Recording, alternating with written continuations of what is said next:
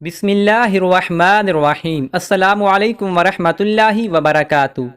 حضرت ابو ذر رضی اللہ عنہ سے روایت ہے کہ رسول اللہ صلی اللہ علیہ وآلہ وسلم نے فرمایا، سب سے افضل عمل اللہ تعالیٰ کے لیے کسی سے محبت کرنا اور اللہ تعالیٰ کے لیے کسی سے دشمنی کرنا ہے۔ حضرت ایوب رحمۃ اللہ علیہ اپنے والد سے اور وہ اپنے دادا سے روایت کرتے ہیں کہ رسول اللہ صلی اللہ علیہ وآلہ وسلم نے فرمایا، کسی باپ نے اپنی اولاد کو اچھی تعلیم و تربیت سے بہتر کوئی تحفہ نہیں دیا۔ حضرت ابو سعید خدری رضی اللہ عنہ سے روایت ہے کہ نبی کریم صلی اللہ علیہ وآلہ وسلم نے فرمایا کہ جو مومن اپنے بھائی کا کوئی عیب دیکھ لے پھر اس کی پردہ پوشی کرے تو اللہ تعالیٰ اس کو اس کے بدلے میں جنت میں داخل کرے گا۔ رسول اللہ صلی اللہ علیہ وآلہ وسلم نے فرمایا، تم جھوٹ سے بچو، اس لیے کہ جھوٹ برائی کی طرف لے جاتا ہے اور برائی جہنم میں لے جاتی ہے۔ آدمی جھوٹ بولتا ہے اور جھوٹ میں لگا رہتا ہے یہاں تک کہ وہ اللہ تعالیٰ کے نزدیک جھوٹا لکھ دیا جاتا ہے، اور سچ بولنے کو لازم کر لو، اس لیے کہ سچ بھلائی اور نیکی کی طرف لے جاتا ہے اور نیکی جنت میں لے جاتی ہے۔ آدمی سچ بولتا ہے اور سچ بولنے ہی میں لگا رہتا ہے یہاں تک کہ وہ اللہ تعالیٰ کے نزدیک سچا لکھ دیا جاتا ہے۔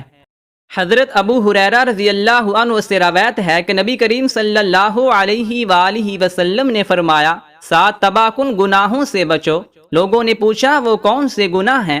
آپ صلی اللہ علیہ وآلہ وسلم نے فرمایا، اللہ تعالیٰ کے ساتھ کسی کو شریک کرنا، جادو کرنا، کسی کو ناحق مار ڈالنا، سود کھانا، یتیم کا مال ہڑپ کر جانا، میدان جہاد سے بھاگ جانا اور نیک عورتوں پر تہمت لگانا۔ حضرت معاذ بن جبل رضی اللہ عنہ سے روایت ہے کہ رسول اللہ صلی اللہ علیہ وآلہ وسلم نے فرمایا، اے معاذ رضی اللہ عنہ، کیا تمہیں معلوم ہے کہ اللہ کا اس کے بندوں پر کیا حق ہے؟ انہوں نے کہا کہ اللہ اور اس کے رسول ہی زیادہ جانتے ہیں۔ نبی کریم صلی اللہ علیہ وآلہ وسلم نے فرمایا کہ یہ ہے کہ وہ صرف اسی کی عبادت کریں اور اس کا کوئی شریک نہ ٹھہرائیں۔ کیا تمہیں معلوم ہے کہ پھر بندوں کا اللہ پر کیا حق ہے؟ عرض کیا کہ اللہ اور اس کے رسول ہی زیادہ جانتے ہیں۔ آپ صلی اللہ علیہ وآلہ وسلم نے فرمایا، یہ ہے کہ وہ انہیں عذاب نہ دے۔ حضرت ابو ذر رضی اللہ عنہ سے روایت ہے کہ رسول اللہ صلی اللہ علیہ وآلہ وسلم نے فرمایا، تم میں سے کوئی تھوڑی سی نیکی کو بھی معمولی نہ سمجھے، اگر کوئی دوسری نیکی نہ ہو سکے تو یہ بھی نیکی ہے کہ اپنے بھائی کے ساتھ خندہ پیشانی سے مل لیا کرے۔ جب تم پکانے کی گھر سے گوشت خریدو یا سالن کی ہانڈی پکاؤ تو شوربہ بڑھا دیا کرو اور اس میں سے کچھ نکال کر اپنے پڑوسی کو دے دیا کرو۔ حضرت ابو ہریرہ رضی اللہ عنہ سے روایت ہے کہ رسول اللہ صلی اللہ علیہ وآلہ وسلم نے فرمایا، جو آدمی اللہ تعالیٰ اور آخرت کے دن پر ایمان رکھتا ہو اس کے لیے لازم ہے کہ اپنے پڑوسی کے ساتھ اکرام کا معاملہ کرے۔ صحابہ رضی اللہ عنہ نے عرض کیا، یا رسول اللہ، پڑوسی کا حق کیا ہے؟ آپ صلی اللہ علیہ وآلہ وسلم نے فرمایا، اگر وہ تم سے کچھ مانگے تو اسے دو، اگر وہ تم سے مدد چاہے تو تم اس کی مدد کرو، اگر وہ اپنی ضرورت کے لیے قرض مانگے تو اسے قرض دو، اگر وہ تمہاری دعوت کرے تو اسے قبول کرو، اگر وہ بیمار ہو جائے تو اس کی بیمار پرسی کرو، اگر اس کا انتقال ہو جائے تو اس کے جنازے کے ساتھ جاؤ، اگر اسے کوئی مصیبت پہنچے تو اسے تسلی دو، اپنی ہانڈی میں گوشت پکنے کی مہک سے اسے تکلیف نہ پہنچاؤ، کیونکہ ہو سکتا ہے کہ تنگ دستی کی وجہ سے وہ گوشت نہ پکا سکتا ہو مگر یہ کہ اس کی اجازت سے ہو۔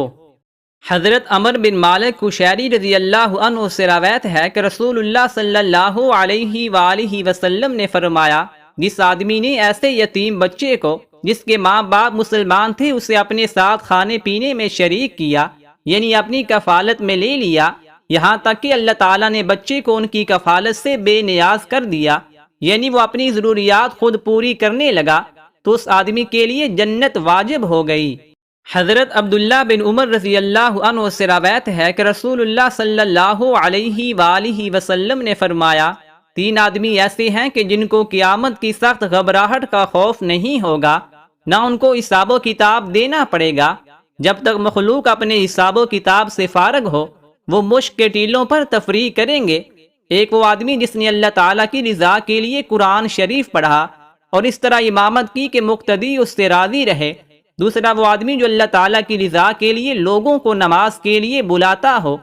تیسرا وہ آدمی جو اپنے رب سے بھی اچھا معاملہ رکھے اور اپنے ماتحتوں سے بھی اچھا معاملہ رکھے۔